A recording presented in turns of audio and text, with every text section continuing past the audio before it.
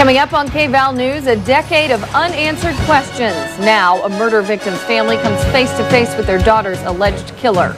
And I can't believe that I did what I did. It's a do-it-yourself gone bad. Find out why this woman cut her own face. And Fido finally gets first-class service in the air.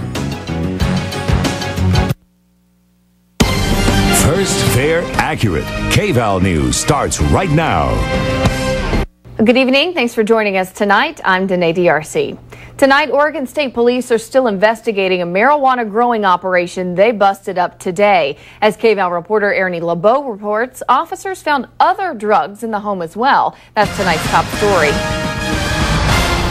Well, Danae, Oregon State Police say they found marijuana, meth, mushrooms, and illegally possessed prescription drugs in the home. And sadly, 2 children were there during the raid. Now here's the home on Wood Lane Drive in Springfield where it all happened. Police say they found drugs throughout the house and even in the children's rooms. Now the suspects are 20-year-old Christina Garvin, 59-year-old Charles Garvin, 57-year-old Ann Smith, 52-year-old Bonnie Gibson, and 51-year-old Jeffrey Leopard. Now all were arrested for drug possession and 3 face child neglect charges. Live in the newsroom, I'm Ernie LeBeau, KVAL News.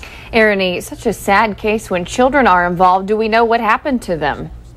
Well, Danae, there were 2 children, one an infant, in the house when Oregon State Police raided the drug operation. The children are both now in the state's care. Back to you.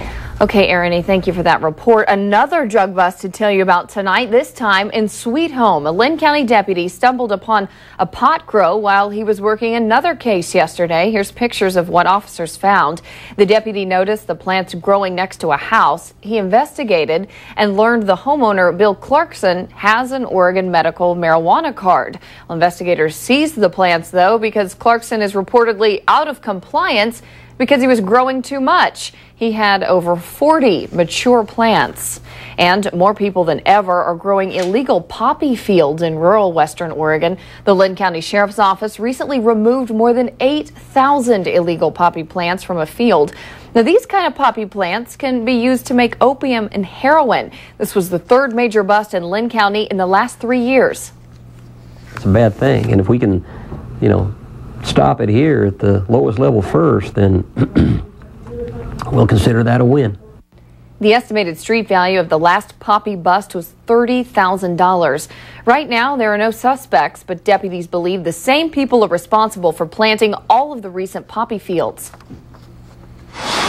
Now to a KVAL follow-up tonight. The man suspected of killing Douglas County teen Stephanie Condon finally appeared in court today. This is more than 10 years after her murder.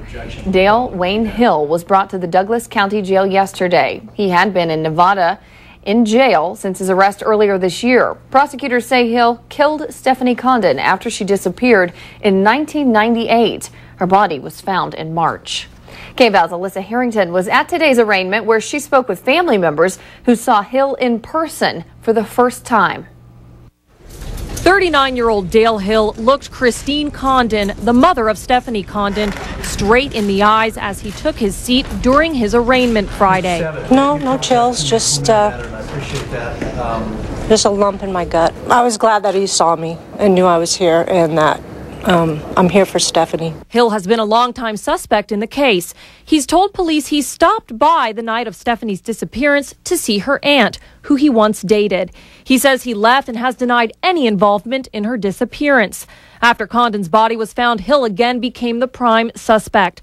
At Friday's arraignment, Hill's court-appointed lawyers made a request for a different judge.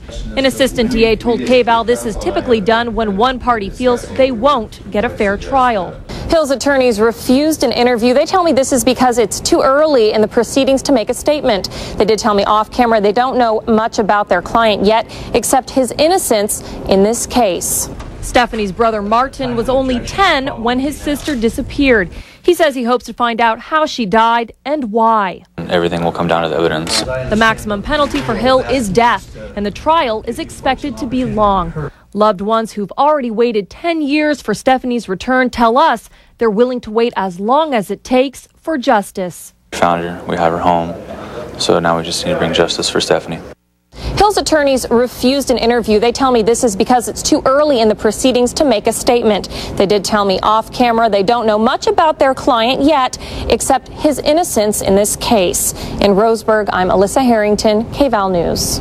Dale Hill's next hearing is September 2nd. That's when he will enter a plea. Now to a health alert tonight. Turns out the top cancer risk in the state is the air you breathe. Now that's because of wood-burning stoves, fireplaces, and campsites. The news is based on 2002 emissions data. Analysts ranked Oregon's air high in cancer risk. Now the scientist who led the study says that may be because Oregon does a better job of documenting the generation of wood smoke.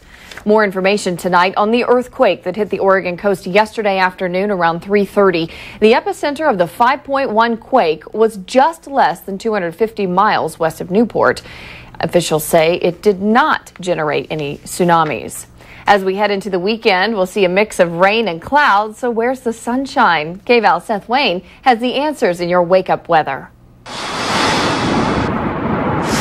We're starting things off at 9 in the morning. Yeah, it's Saturday. Why not sleep in just a little bit? So your wake-up weather looks something like this. We're talking about mostly cloudy conditions, about 63 degrees at 9 a.m. in Eugene and Springfield. And that mostly cloudy trend continues through Roseburg, about 65 as you get your Saturday off and started. Coos Bay and North Bend, 9 a.m. temperature of about 63. We have big changes in the weekend weather. More on that coming up.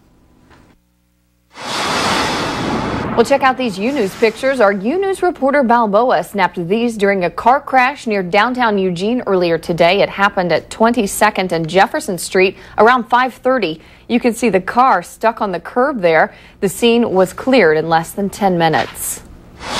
New tonight, it's plastic surgery gone horribly wrong. A California woman attempted a facelift on herself. She says that after a visit to a plastic surgeon, she went online and bought liquid silicone and other tools. She then injected into her eyes and cheeks. Now, the woman is now recovering after undergoing corrective surgery.